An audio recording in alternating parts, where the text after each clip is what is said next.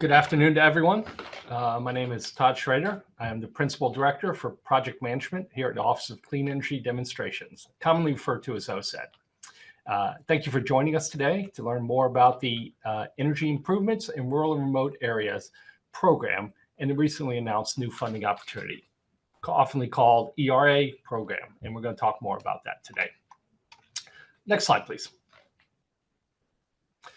So a little bit about logistics as we go through today. First, you can turn on live captions by clicking on the captions in your control panel. To turn on the Spanish or ASL interpretation, please click on the interpretation button in your control panel also.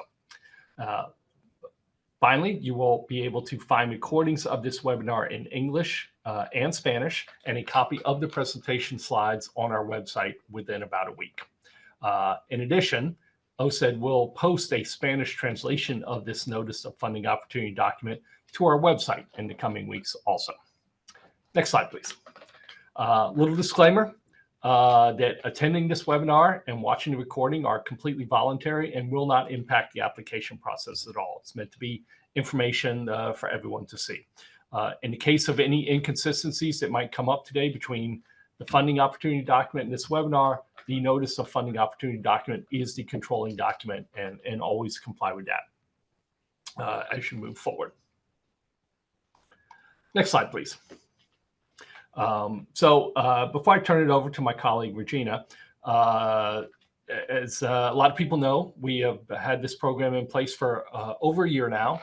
Earlier this year, we had the ability and pleasure of selecting over 30 projects in the ERA area in rural and remote America, of which many have now been awarded. They were selected, negotiations finished, and they've since been awarded. And so this is a continuation of that process. We learned a lot from that. We took a lot of feedback from the public in designing this new program and these new funding opportunities. And so hopefully, as we talk about it today and as you go through the documents, you'll see that going forward. In this webinar, we'll provide just a little bit of an overview again of the program, the key information, particularly of this funding announcement, and any next steps or resources associated with that. Although we are not taking questions today, we certainly invite you to share your perspectives and feedback through the email address that will be provided at the end of this presentation. And so with that out of the way, I will pass this off to my colleague, Regina Gaylor. She is the program manager for ERA, and she will go through the program and this funding announcement. Regina. Thank you very much, Todd. And I also would like to thank all of the participants, our great organizers, our team. Thank you all for being with us today. So OCED, this Office of Clean Energy Demonstrations that Todd introduced for us, was established in December of 2021. That came out of the Infrastructure Investment and Jobs Act, which most of us know more commonly as the Bipartisan Infrastructure Law, or BILL. So BILL intended to scale, to underscore and support clean energy technologies that are believed to be needed, necessary to tackling our country's most pressing climate challenges. And we believe that the support from this program for clean energy technologies would help us achieve our net zero emissions goal by 2050. So the ERA program within OCED and managed by OCED is intended to help rural and remote communities demonstrate replicable clean energy projects, ultimately encouraging widespread adoption in rural remote US and helping to lower energy costs. We hope that we could support local economic development and enhance energy resiliency with these projects that we'll support. This ERA program is uniquely designed to address the distinct set of energy challenges that I've referenced, distinct to rural and remote communities. The rural and remote communities we know face these challenges due to smaller populations, due to frequent isolation from larger electric systems. The technologies that we support through the ERA program are diverse and innovative. They have shown replicability and they're scalable. So ultimately, the drive here is that other rural remote communities could access the benefits that come from these projects and replicate them in the future. So some important dates. On August 22nd of this year, we announced a notice of intent to issue this funding opportunity for approximately $400 million. On August 3rd, we announced this notice of funding opportunity for 20 to 50 projects across the United States. And our colleague is just about to drop the link for this funding opportunity in the chat. Thank you very much, ERA engagement team. So in addition to the funding opportunity that's out there, there will be a Spanish version of the notice of funding opportunity soon available on the same website. So please check our website and exchange for the Spanish version of this funding opportunity. Department of Energy, like many federal agencies, is now using the term notice of funding opportunity instead of funding opportunity announcement. And we appreciate your patience as we may use those terms interchangeably, and funding opportunity announcement still shows up in different places on websites and in different parts of federal regulations, but ultimately we're moving to this notice of funding opportunity per guidance from Office of Management and Budget. The funding notice of funding opportunity, or NOFO, is the acronym that we use that we're talking about today. It has the same basic structure and requirements as those prior funding opportunities that the ERA program put out there. This NOFO, we hope, was designed to increase accessibility, readability, and clarity for applicants.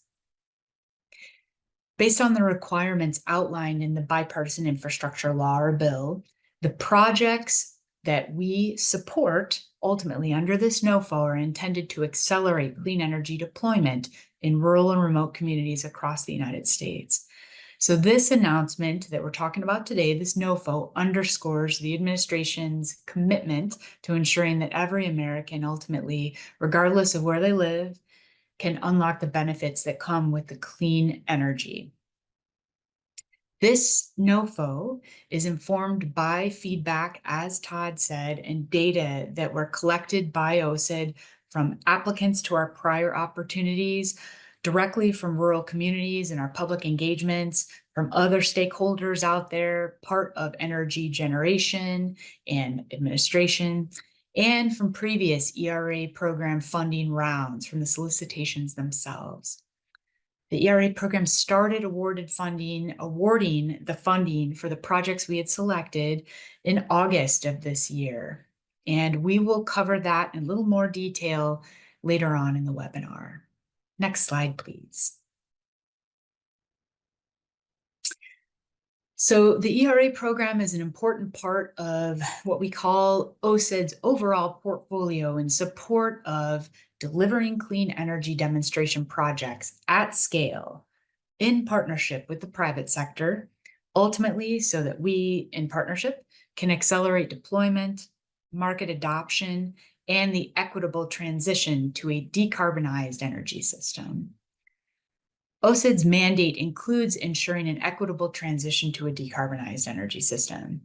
So we want to invest in projects in the safest and most transparent way possible.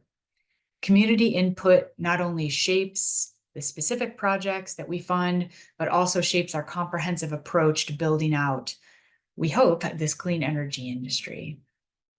Next slide, please. So this is a transition, and I'd like to provide some additional background on the program and our previous funding rounds as context for this NOFO we're talking about today. Next slide, please. So this is a snapshot of our current projects. This new funding opportunity is formed, as I said, by the feedback and data collected from our prior applicants, rural communities and other stakeholders, as well as the projects and negotiations that came from our previous funding rounds. Those rounds included more than $444 million of selections, and these were what we would say are 36 community-driven projects. They span 23 states and territories and more than 40 tribal nations and communities. We also had an additional $15 million invested for prize recipients. These projects, all of them, will utilize 11 different types of clean energy systems and technologies, efficiency upgrades that reduce costs, improve access and resilience, and mitigate carbon emissions. Next slide, please. So our previous funding rounds totaled more than, in addition to the funding opportunities, in addition to the prize, totaled more than $450 million in investments or selections toward investments. These included that prize I mentioned, cooperative agreements, and fixed award grants. So the ERA prize of $15 million includes $100,000 each to 67 winners in phase 1. That spanned 31 states and 1 territory, 19 tribal nations, to build what we sought out as essential partnerships toward clean energy systems, or to excellent work and competitive work to secure the capital needed to fund rural or remote communities, energy system improvements, and clean energy demonstration efforts. So those 67 prize winners received in-kind mentorship services and eligibility to compete in phase 2 of the prize. And those phase 2 prize winners received an additional $200,000 apiece. So last month we announced 33 winners in phase 2 of that prize. Our colleague has just dropped, thank you, the link to the prize website. So the project selections in the cooperative agreement in the middle here were announced in February of this year. We included 17 project selections across 20 states and 30 tribal nations, with approximately $366 million in funding and an anticipated federal cost share that ranged from $5 to $100 million per project. The technologies supported by the program are diverse and innovative, as I've said, and they're replicable and scalable. The projects include everything from building microgrids for community health centers so that those health centers would never lose power that supports life-saving medical equipment during emergencies, to projects that construct new hydroelectric facilities on tribal lands that would help offset the need for expensive and polluting diesel-fueled generators. To date, we have announced 9 projects, 9 awards among the projects selected under that cooperative agreement funding opportunity. So my colleague has just dropped another link in the chat. And thank you. And that is for the cooperative agreement project web page. So in April of 2024, DOE announced another 19 projects selected for more than $78 million in funding. These were fixed award grants, different from the cooperative agreements. These 19 project selections under the fixed award grant opportunity represented 12 states and 13 tribal nations and communities. We have awarded 14 of those 19 projects. To learn more about them, you can visit this website in the chat, and we appreciate your interest. We're excited about all of the projects that I've spoken of here and thankful to our partners. Next slide, please. So we are very excited about this new funding opportunity, and we want to provide more information that builds upon the 3 previous funding rounds from the ERA program. So funding opportunity signifies the initial step, the first step in the application process.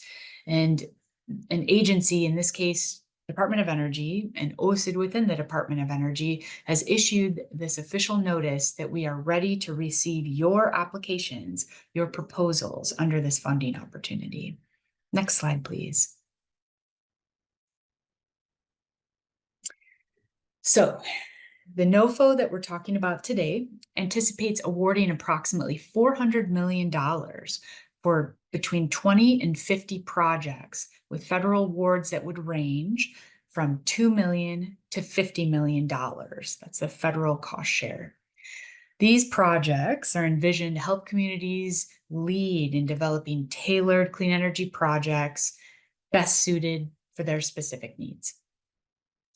So a quick listing of what the projects must support are the following, and these are the eligible activities.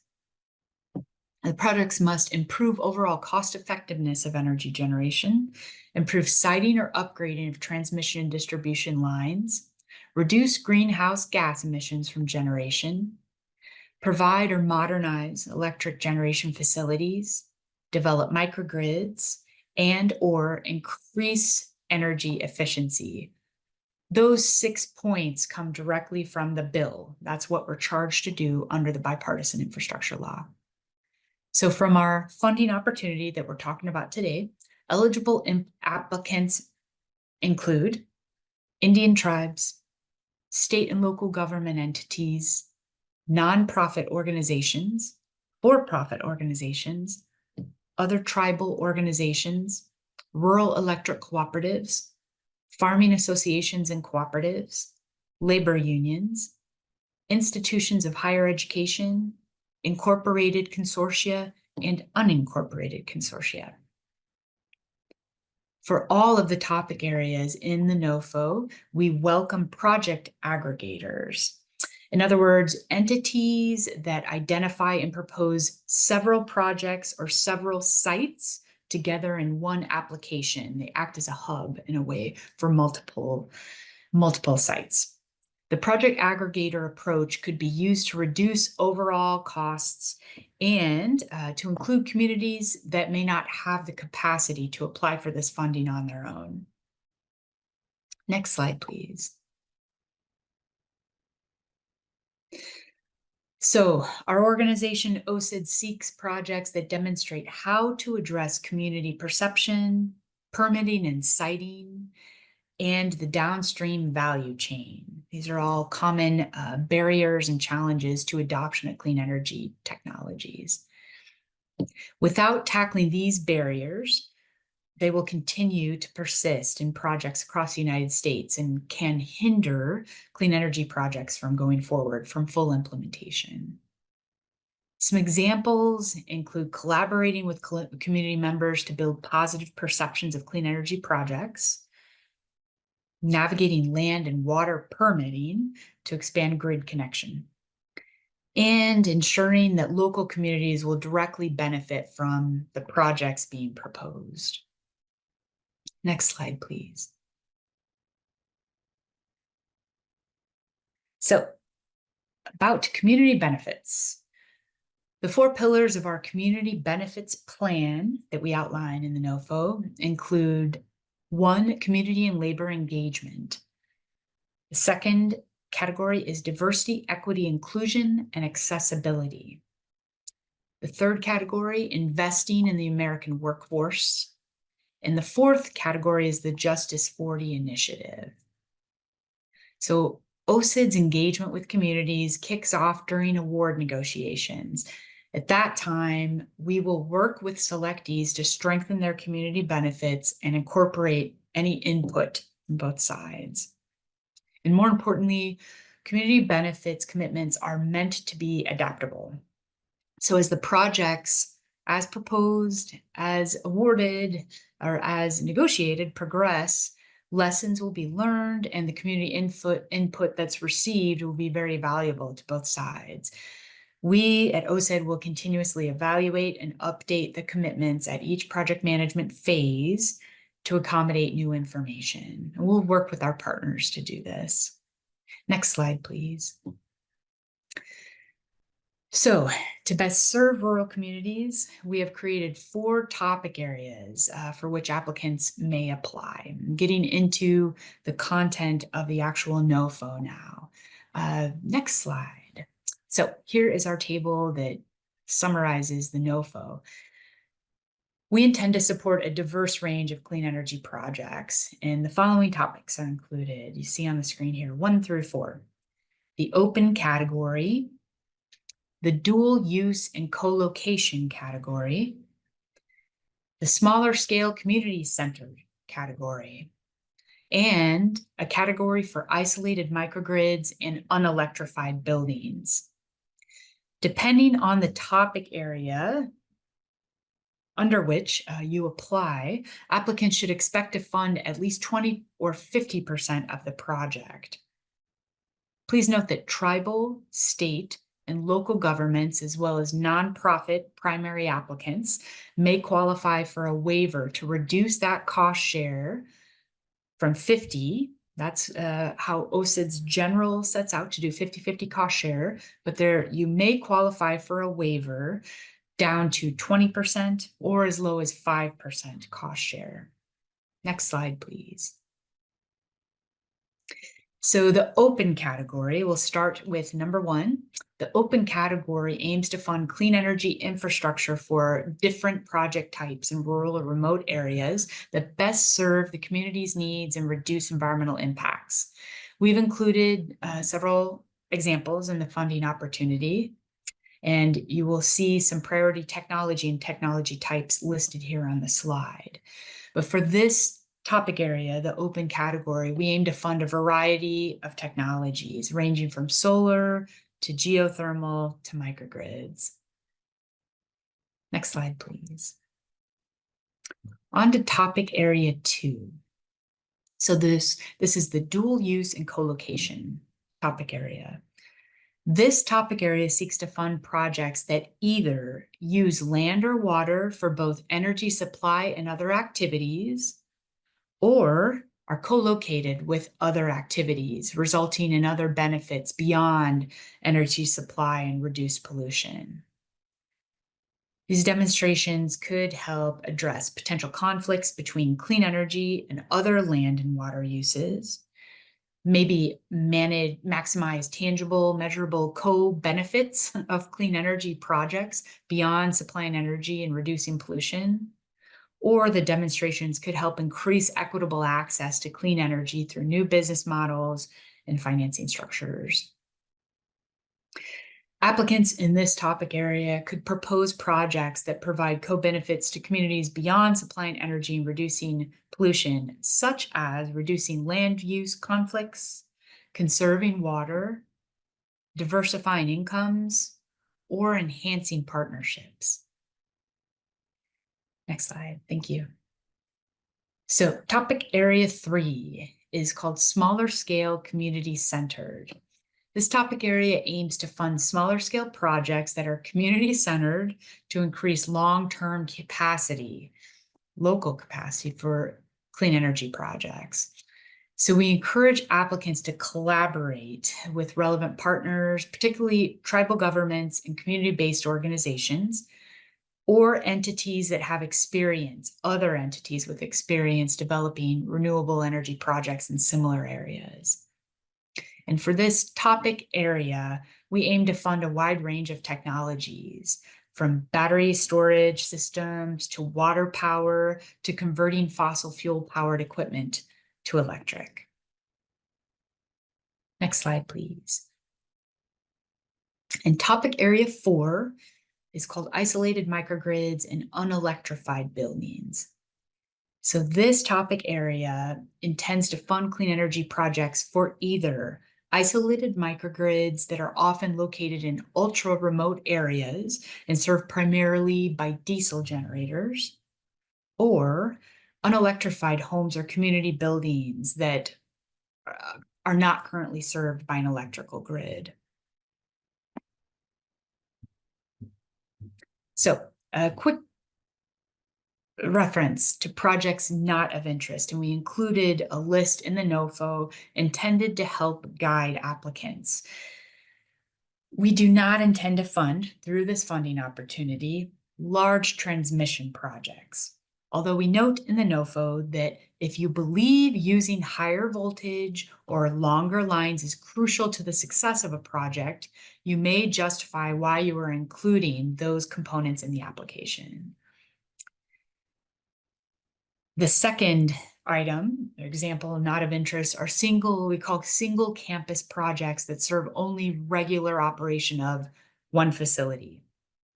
However, another caveat, and this is included in the NOFO, is that applicants may propose single campus projects that include backup power from emission-free sources for critical community serving buildings. Examples: solar plus battery storage for a cultural center that serves as a command center and potentially a warming center during power outages.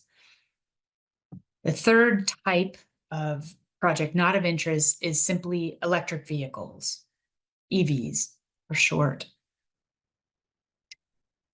Connected to that is we would not seek to fund projects solely focused on EV charging. Although, and this nuance is included in the NOFO, EV charging infrastructure may be a component of a broader and otherwise eligible project. And lastly, we would not seek to fund projects including only weatherization.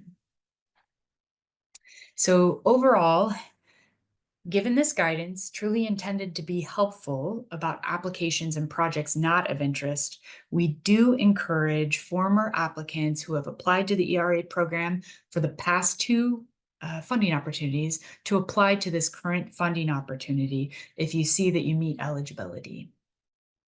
Next slide, please. So, thank you for your attention. With that, and I know that was a lot of information, I'm going to pass it to Taniqua Hay, my colleague and the stakeholder engagement specialist for this ERA program.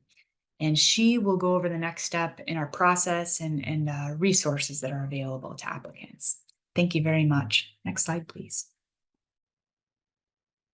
Thanks, Regina, and thank you all for hanging with us. So I'll walk you a little bit through our technical assistance.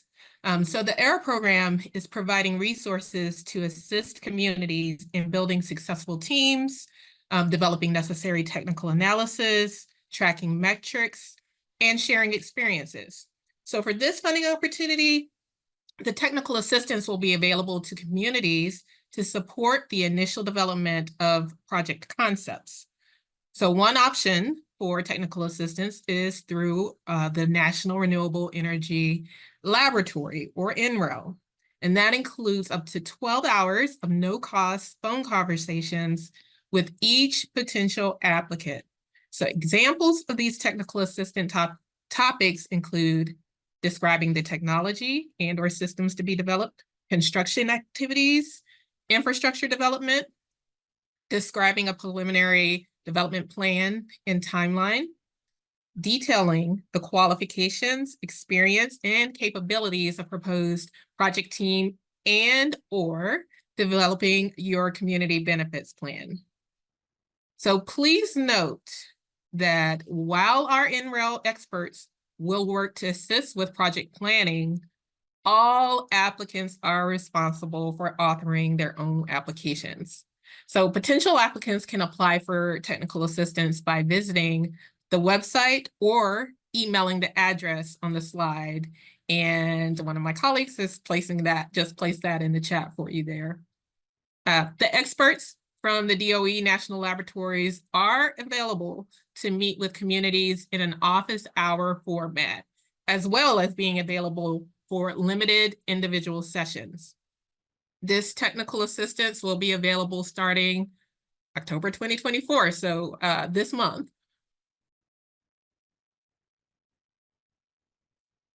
So there are two additional options for technical assistance, and they are the Environmental Justice Thriving Communities Technical Assistance Centers, or EJTCTACs for short, and the Federal Energy Funding for Rural or Remote Areas. That's a guide for communities.